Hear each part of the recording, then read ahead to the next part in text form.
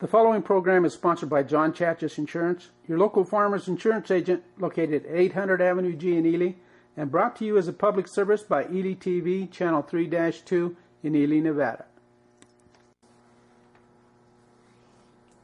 White Pine County Commission Meeting, August 14th, 2013.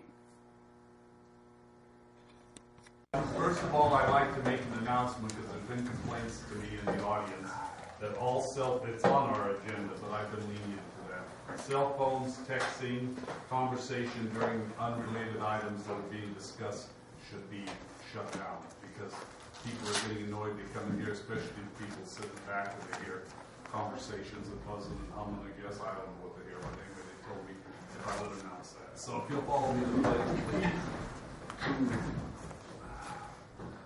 I pledge allegiance to the flag of the United States of America and to the republic for which it stands, one nation, under God, indivisible, with liberty and justice for all.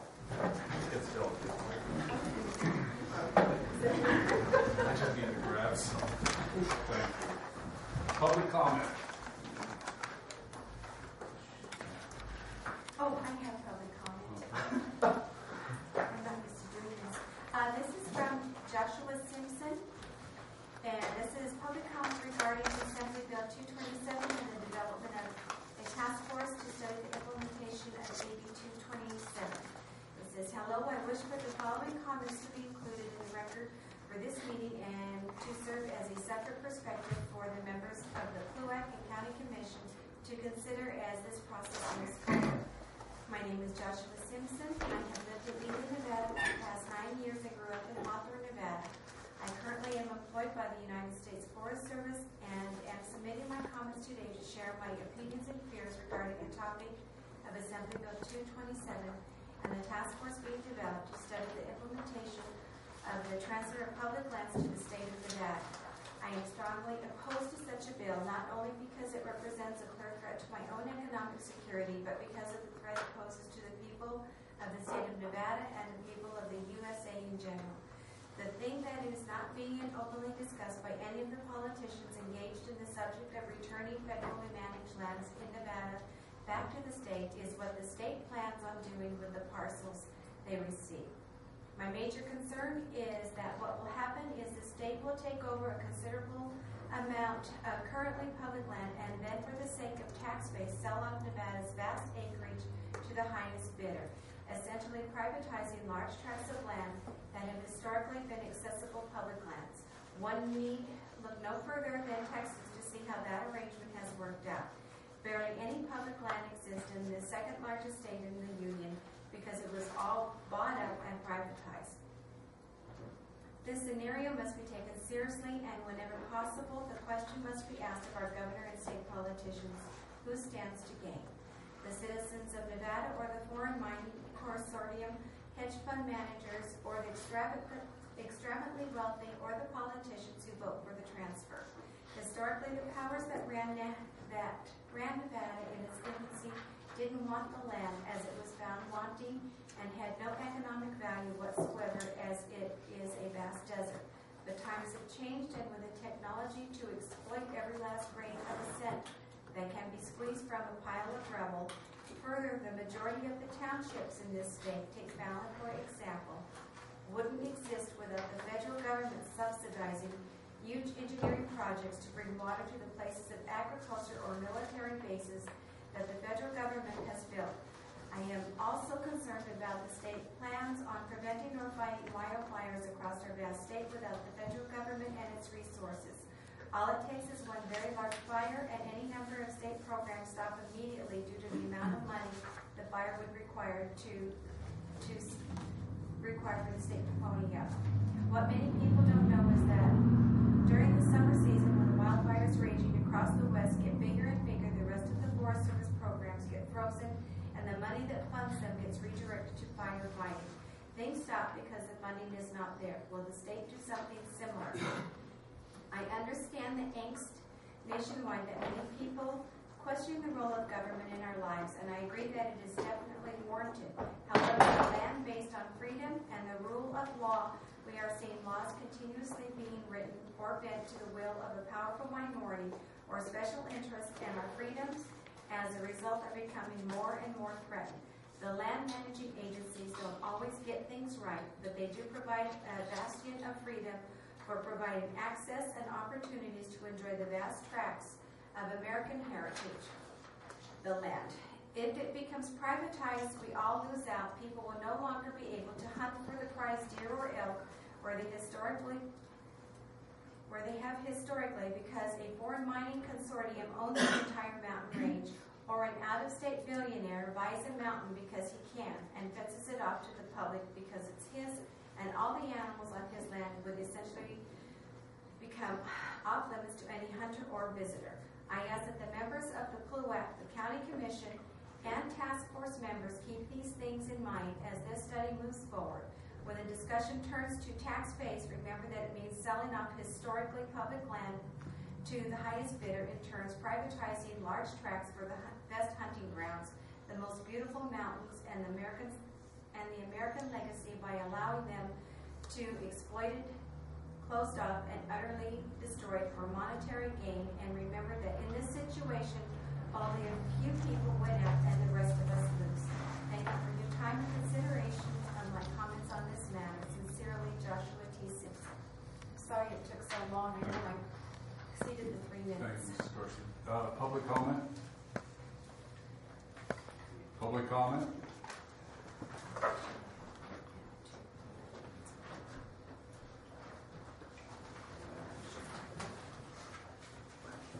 Thank you, Mr. Chairman. Mr. Chairman, I also share those concerns that individual gave before you that Lori Carson read. Those are points well taken, and they should also be well investigated by you folks. What he said could happen and has happened. Mr. Chairman, on numerous occasions I've come before you and asked the Commission for a written procedure on how one can take the property off the tax rolls, and if governing entities do not allow one to use his or her property as do others. There's blatant and intentional discrimination against me and my family, and it needs to stop. We're paying thousands of dollars in taxes and only getting the bum's rush. The assessor, Mr. Bishop, told me that he would consider to review my property and a possible discount. The only thing we got was a tax increase. In reviewing my recent tax bill, I got another increase, about 18%. Haven't been able to use my property for over a year now. Something stinks, and it isn't in Denmark. I want that procedure. If I can't use my property as others do, I want off the tax rolls. I want an explanation. How can my property become worth more, taxed more, when I can't use it? It's blatant, it's discriminatory, and it needs to stop. Someone's got their head up.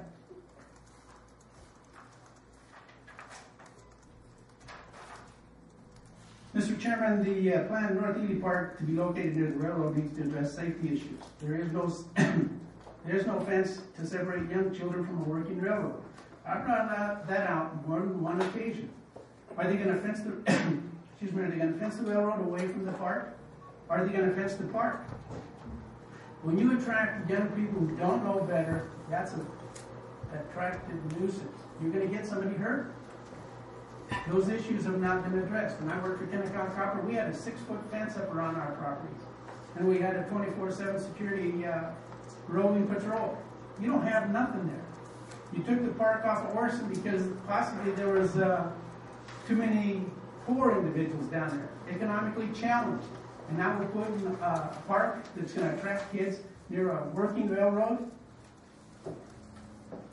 What are you guys thinking? Mr. Chairman, I attend regional transportation meetings on a regular basis and request public information from the chairman and the board. The chairman and the board are not responding. The requests go back a year or more. These people need to be replaced. And if you can't do it, you may want to consider letting another commissioner accomplish the task. Mr. Chairman, I went to the building subcommittee just recently, and I asked what the cost to remodel would be, and a couple of figures were thrown out: $225,000, possibly $290,000. Nobody really knows, but you spent $385,000 on that structure, taking it off the tax rolls. Now you may be looking at a project of $700,000 if it doesn't go past that. You need to put a for sale sign on that building, stop the madness, and start building on this vacant piece of property next to the annex. The only one that's going to be affected is the state extension office. $700,000 in a building you won't be able to sell for nothing. You got to be accountable to the taxpayer. You got to look long and hard at that. There's no hard figures coming out. Someone mentioned, oh, we may do it in-house and save 40%. Oh, I see. You guys can fudge and bring in-house, and yet the taxpayer has to hire contractors and bear the full burden. The double standard has to stop. We're paying for it all. Also, Mr. Chairman, the county gave the city of Ely a so-called gift of $270,000. According to the press release, the county is in good financial shape. And if you're giving out gifts, I want to request $270,000 for the community of McGill and $270,000 for the community of Ruth. They're in debt with their McGill-Ruth Water Company. You guys got plenty of money. They're flush. Let's share the wealth. Those poor people are paying outrageous water fees because of so-called debt. Well, let's bring them out. Let's bring them up to the 21st century. Okay, George. Pardon me? You're 3 minutes. 3 minutes? Okay. One last item. You're going to be talking about endorsing the cell phone tower that may expand internet and broadband capabilities within White Pine County. I'm concerned that the previous individual who came before you said they were going to do that, and to date they haven't done anything. They also went before the city council. We're going to put up a 190-foot tower to enhance cell phone service. They went up 48 feet, and we've stopped there. I have customers in McGill that are paying good money for cell service, and they can't walk from one room to the other without losing it. I have people in Baker, Sacramento Pass, Spring Valley that had service, and now AT&T has cut them off from roaming on Verizon. That needs to be addressed. If these people want to come in and do business, then they better take care of the locals as well, and they're not doing that. Before you give approval, we need to have a good clarification on what they intend to do and what time frame they're going to do it in. Thank you. Public comment? If none, we'll go to the 905 item, opening bids, McGill Senior Center front entrance renovation project. Good morning. Third time is a charm. We received 3 bids for the capital improvement project from the McGill Porch.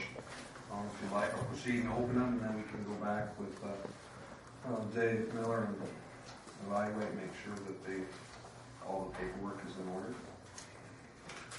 First bid is from Shell Creek Construction.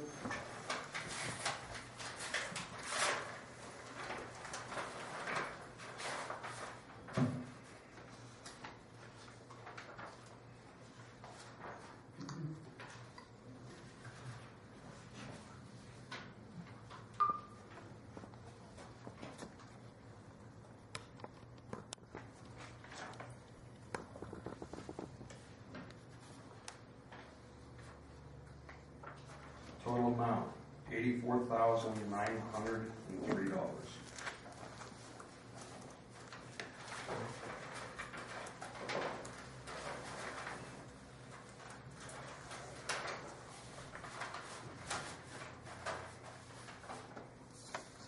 Second, the Huco Construction. What was that, Huco? Huco, H-E-W-K-O.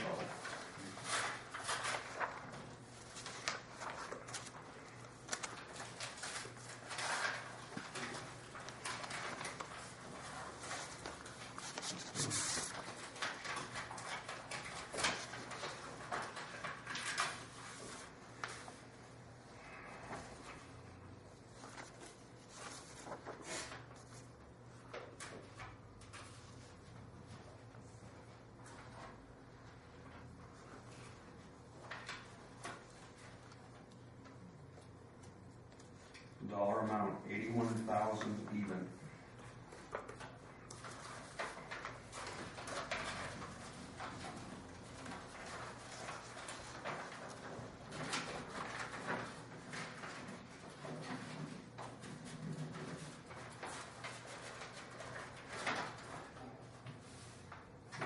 third and final, MGM Construction Incorporated.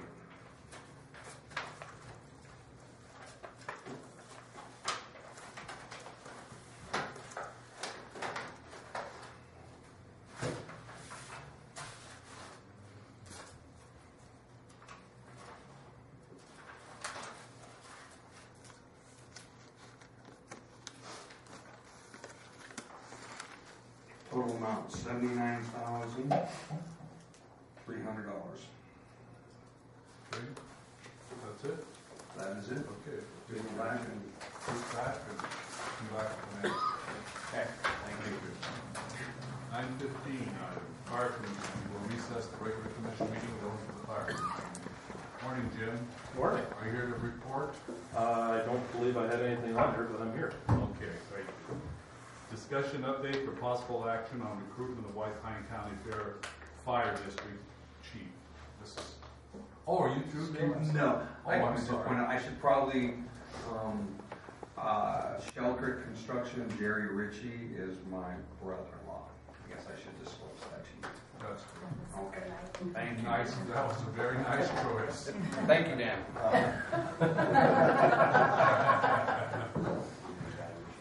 And? Good morning. Good. Another relative. Another relative. You covered this town, everybody's related. Excuse me, Bill, who's going to be doing the evaluation? Myself and Dave Miller. Okay, okay, I just to create so that there isn't any Maybe there's somebody appearance. else. You're not doing it by yourself, so you do have. No, it's too acceptable. I mean, he's the representative from. Absolutely. Okay. Thank you. Okay, good. Good morning, Good morning. Commissioners. I'm just up here to give an update on the fire chief. And I've been back and forth with our previous candidate, and his pay requirement is above what the county can give to him. So I'm in the process of recruitment, advertising in the local paper, state paper, and in Job Connect, which will go nationwide. So, okay. Any That's all questions I of can- Ms. Ritchie? Thank you. Thank you. Discussion action possible approval of fire commission minutes. Well, I'll talk to you later, Shelley. I was going to ask, do we need to put something on the agenda to name an interim fire chief? This is going to take this is going to take probably 3 or 4 weeks. You should. I thought that you had, but if not, then you should. Yes, at the last meeting when this came up, I believe that we voted giving our HR director the leeway if there was somebody that wanted to be interim, that we would go ahead and look at that. We did. I just thank you. If that's my understanding, that we gave that leeway. Yeah, I don't recall that, but certainly if you did, then that would be sufficient. Or did we? I don't recall that. Well, maybe we didn't. Then I thought We would have to be certain. Then we didn't, so we should put it on the agenda, so, because it's a long period now. I think we were thinking that the other fellow would come in. Yeah, That's what I was we thinking. had That the other fellow would come in and do the job, because he hadn't passed the 6-month period, is that what it is? Or going back, yeah. Yeah, I think I think we better put on the agenda for interim fire chief. Kind of poison. Thank you. Discussion action possible approval of fire commission minutes for the following. Special fire commission meeting July 16th, 213. Regular fire commission meeting July 24th, 213. And special fire commission meeting July 25th, 2013.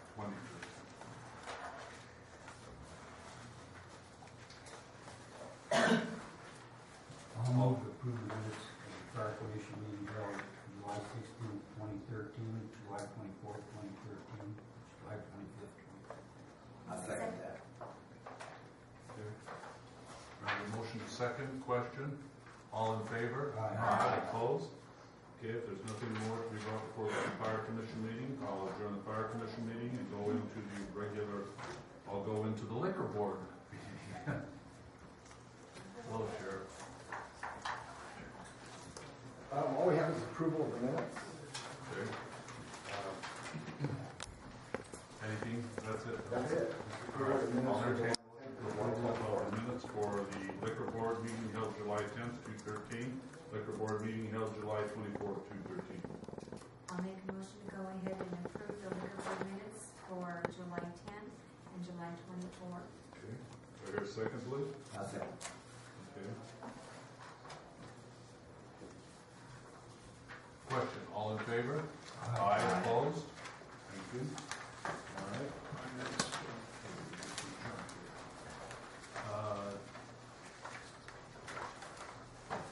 County Commissioners, discussion for possible action on clarification regarding accounts for postage expense to the commission budget from the county clerk's office or crossing.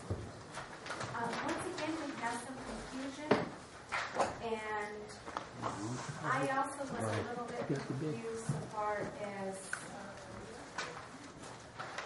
trying to figure out, and I have this one second.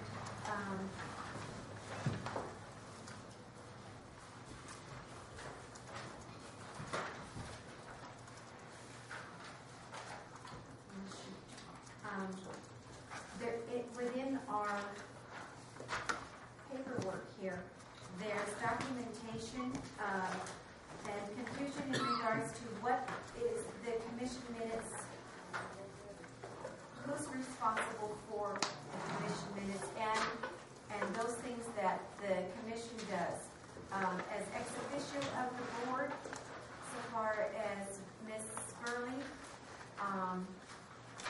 on one memo, it states that there is, as a member of the board, therefore it's being charged. And so I'm kind of confused.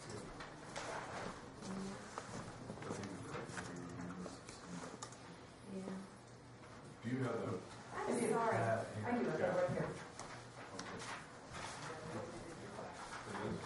Oh, here it is. Is that it? Okay. This is your board? Yes.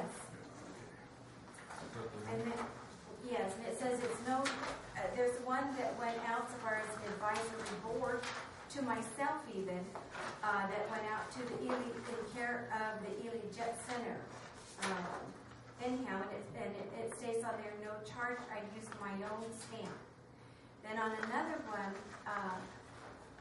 Susan had sent out, was it agenda?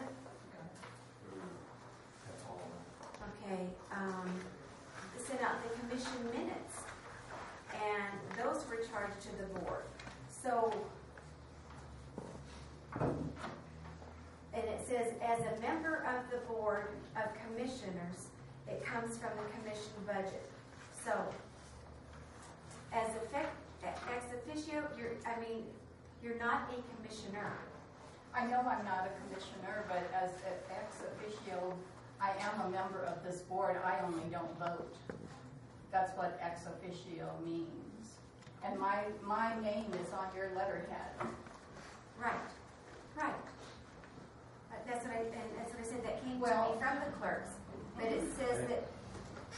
So anyhow, I'm just trying. There's confusion, and I don't want it to get to where we have any kind of derogatory that's going on behind the scenes, so that there's a clear understanding between the clerk's office, the commission, the commissioner's department head, and finance. And so, May I interrupt? no, I was going to ask Elizabeth, if you don't mind, just a moment, please. Looking back at the history, the amount in question is fairly Could you small. speak up a little? Certainly. Looking at No, I realize I'm not even talking about right, amount. right. And so in order to keep it clear and so that there's no confusion back and forth, what is required to be sent out by the clerk's office could stay in the clerk's office. What Patrice goes over and sends out can be charged to the commission office. It can be cut and dry, and that way there can be no confusion or no misunderstandings. It's just that simple. like I say, the amount is minimal, and you're not talking about amount, but when it comes from me, and I'm looking at how are we charging things out, if we're looking at a de minimis amount, that doesn't impact the overall effect of the financial statements, it's not a problem to just say, what goes out of the clerk's office is charged to the clerk's budget, what goes out of the commission office is charged to the commission budget, keeps it cut and dry, and then we don't have these issues. That makes sense. Well, as a matter of record, the clerk's office is divided into 3 distinctive branches. The clerk of the district court, the election and voter registration, and the county commission. Now, We're just strictly referring to county commission, advisory boards and whatever, minutes. well, I am only using the county commission postage for those things related to the county commission. It's not fair that I try to charge it against the district court. My budget for district court this year is $2,750. Your budget is $4,000. Out of that $2,750, I have to respond to every inmate that sends me a letter, and that's probably 60 filings a week, and it's not 46 cents at a time. My election budget is to pay for. So you're referring to the commission budget within your department? Right. Right. So I don't have control of that. That's why I copy everything and give a copy to Patrice. With the amount of postage that I'm using every time. Yesterday I sent out 5 letters to advisory board people, and I emailed her. I have those letters in my folder for her at the end of the month when I give her her statement. Those letters were attached. Patrice? I just have a question. When someone comes in and requests a copy of, say, the audit or something like that, do you then charge that to finance? No. Then why if someone is requesting copies of minutes when minutes are your responsibility, are you charging the commission? Because I have an obligation that when somebody walks in and requests public information that I provide it to them.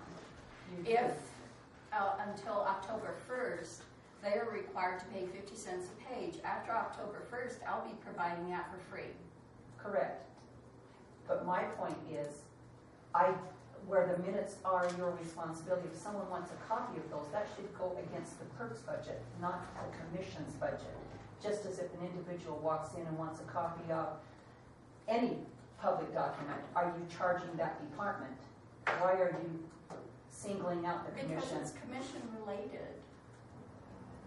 We're having to mail out just like any other mail. But that is the clerk's responsibility, ma'am. Very well. Then I would kindly request a package of a ream of county commissioner stationery and a box of envelopes that I can use when I write to the advisory boards, please. Thank you. Thank you. Which I think I have a right to do. I have a question. Because the advisory boards. You do charge postage to a variety of departments, is that correct? No, I charge to the county clerk. I use for district court and any other miscellaneous things Are there I other have departments that you bill out of your meter code? The people come into my office and they have an account on my postage meter. I do not charge them for part of the postage meter rental that I pay for out of my budget. It would seem to turn on whose responsibility it is to. In this case, we're mailing out minutes to people who have requested them. And in a limited fashion, you do act on behalf of the Fine, commission I'll be because happy you are to an mail them. official. I'll be happy to mail them, but I would like some stationery from the county commissioners report so I don't have to use clerk stationery when I do board activities. I understand, and I don't know if that goes directly to the question. My question. If you're fulfilling another organization's responsibility, or if they're mailing something under your postal meter, you charge them. Yes.